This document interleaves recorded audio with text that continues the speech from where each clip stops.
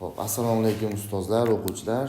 Bugun endi yadro reaksiyalarida o'zaro izoton degan misollari bor. Shularni tenglamasiz usulda ishlashni o'rganamiz. Xo'p, 93-misol. Bu mega kimyoda berilgan. Aytyapti, shu yadro reaksiyada Kaliforniya bilan element o'zaro izoton bo'lsa, elementning massasini toping deb savol beryapti. Xo'p, biz yadro reaksiyani qanaqa hisoblaymiz? Yadro reaksiyada o'ng tomon bilan chap tomonda massalari ham, zaryadlari ham teng bo'ladi deb hisoblanadi. Massalar teng bo'lsa, zaryadlar teng bo'lsa, u degani massalardan zaryadlarning ayirmasi, ya'ni neytronlar yig'indisi ham bir-biriga teng bo'lishi kerak. Ya'ni o'ng tomondagi jami zarrachalar neytronlar yig'indisi bilan chap tomondagi zarrachalar neytronlar yig'indisi bir-biriga teng bo'lishi kerak. Xo'p, teng bo'lishi kerak deb ishlaymiz. Bizga aytyapti, Kaliforniya bilan element o'zaro izoton.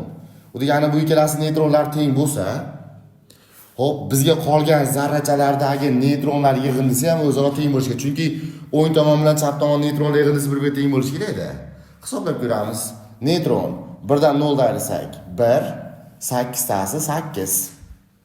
Bu neytronlarni topamiz. Alfani 4 dan 2 ni ayirsak 2, x tasi 2, x plus bundagi neytronlarni hisoblaymiz. 0 dan -1 dan ayrimiz. Matematik ifodasini ko'rsatamiz. 0 ayrilgan -1. Nima bo'ladi? Ikkalasi plus bo'lib ketib, +1. Demak, buni ham bitta neytron deb hisoblashimiz kerak. Ikkitasini ikkita neytron deb hisoblaymiz. Element bilan Kaliforniya neytronlari ham, ikkala qolgan zarrachalarning neytronlari ham bir-biriga teng bo'lsa, o'ng tomon bilan chap tomon neytronlar bir-biriga teng bo'ladi shunda.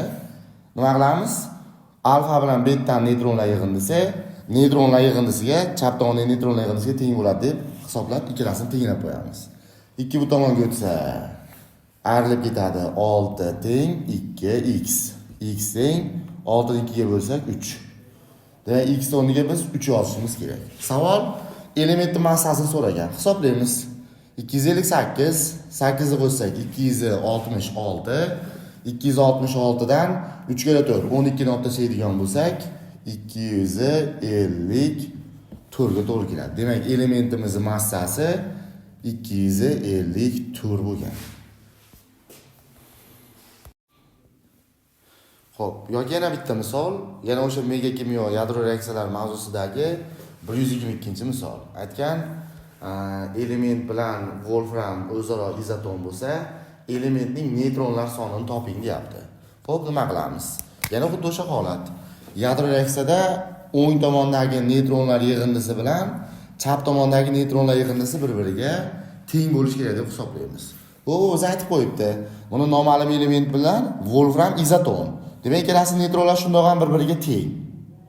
Xo'p, tenglik buzilmasligi uchun mana berayotgan, mana ikkita zarracha berayotgan neytronlarning yig'indisi 0 chiqishi kerak. O'shanda ikkalasi neytronlar teng bo'ladi, o'ng tomon bilan chap tomon teng bo'ladi deb hisoblanadi.